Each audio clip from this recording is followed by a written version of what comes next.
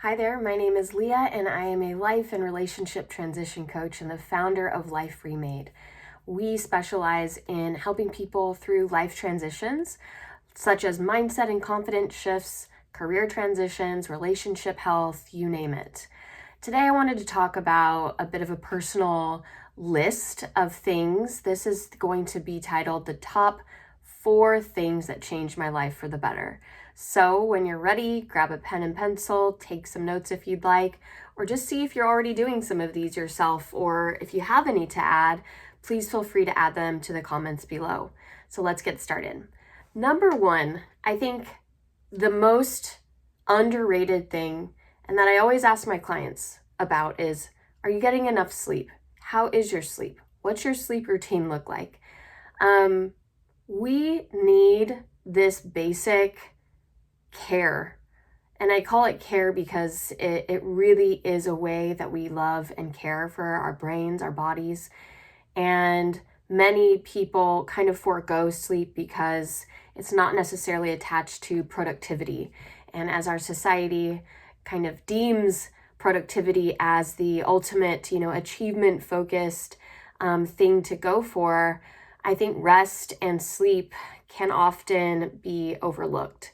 So when I started really making sure that I prioritized sleep, meaning I got to bed at a really early time, I made sure that I wasn't, doing anything else in my room, like watching TV beforehand with blue lights being on, making sure the lighting in the bedroom is really warm and dim, not that blue fluorescent light. There's different things that you can do, even the temperature, making sure you have the right pillow for your neck. Whatever you need to do to ensure that you are prioritizing your sleep is key. Don't put it off. It's a game changer. It seriously is the thing that ripples out into all other areas of your life, I promise you. So try looking into how to get better sleep. There's so many articles out there, so many sleep doctors out there if you're really having trouble, and make it a priority. Number 2, breath awareness. So when I first started to explore breath, and I'm not talking about breath work, I'm talking about just how I'm breathing. And right now I'm having a little trouble breathing because I'm pregnant, and so the capacity in my lungs is a little bit different. But when I think about daily breath awareness, I think about, am I actually paying attention to the speed at which I'm breathing? Am I paying attention or noticing the depth of breath that I'm taking? If I'm feeling some anxiety popping up for me, can I pause and take a deep breath and then release that breath very slowly and intentionally? So this is simply about controlling the breath. It's about noticing the breath. It's not necessarily about making the breath, do something that it's not naturally wanting to do, but to have it be more of a tool that we use to calm our nervous system and help us through times that we could really use more oxygen in our bodies and more calmness in our days. One simple technique that you can do is throughout the day, even just like, if you're going on a walk or if you're eating your lunch before you even take a bite, I simply put my hand on my chest or even on your belly, and you just take a deep breath in, and you hold it for just a second until it gets a little uncomfortable, and then you slowly release it, trying to make that exhale a little bit slower than your inhale was. So let's try that again together. Go ahead and put your hands on the belly or on the chest and take a slow, deep breath. Hold and slowly release.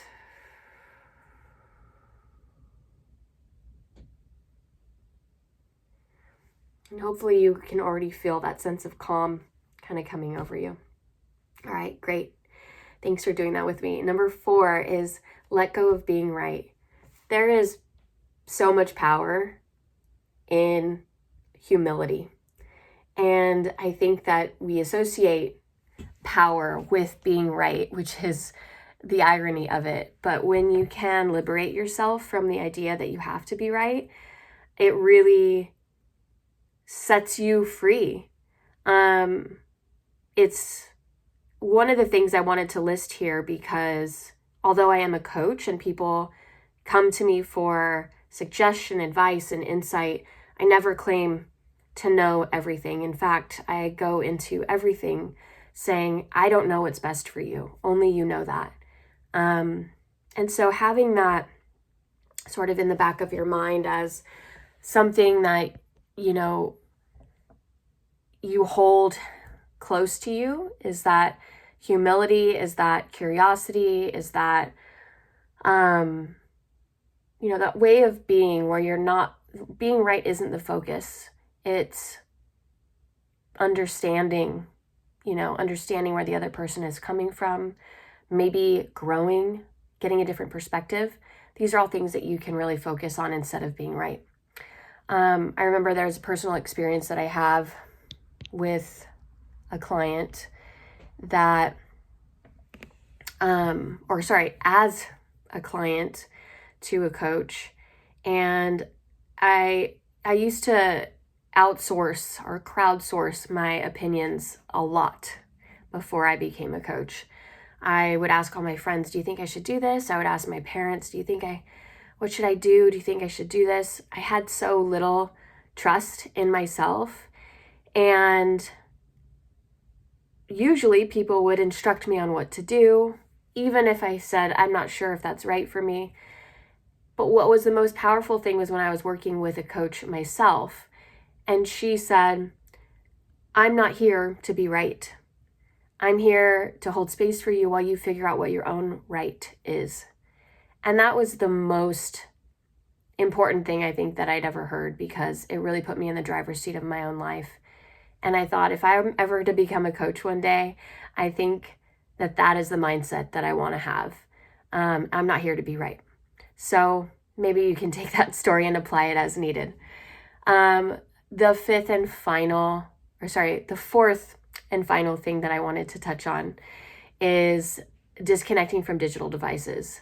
As hard as it may be, I'm on the computer a lot. And so I like to not have a TV going until, I want to watch a show with my husband or something. I try to not be on my phone as much as possible. It's so hard. I get it. In today's world, we need to stay connected. But maybe there's some boundaries that you can draw for yourself. Maybe there's some times of day. Maybe there's some apps that you can delete off your phone that are kind of draining your time. Whatever you need to do to cut back on those digital hours, do it. Because there is a whole world waiting to be connected with, even if that's just by yourself and you're going for a walk. Leave your phone at home, or, try and actually meet with a friend in person instead of having a phone call or a FaceTime.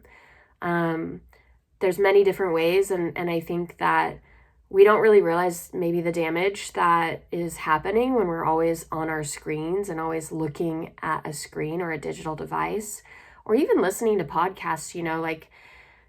It's better to be in person. It's better to be in the flesh or present in the here and now. And so maybe after this video, you can go outside and have your own digital detox, at least for 5 minutes. I think it's a game changer for sure. And it gives you a sense of balance that nothing else can give you. So if you liked these 4 life-changing habits, please like this video, subscribe to this channel, or comment below any additional ones that you like that bring you a certain level of calm and confidence. I'd love to see what helps you shift your mindset. Thanks for joining me today.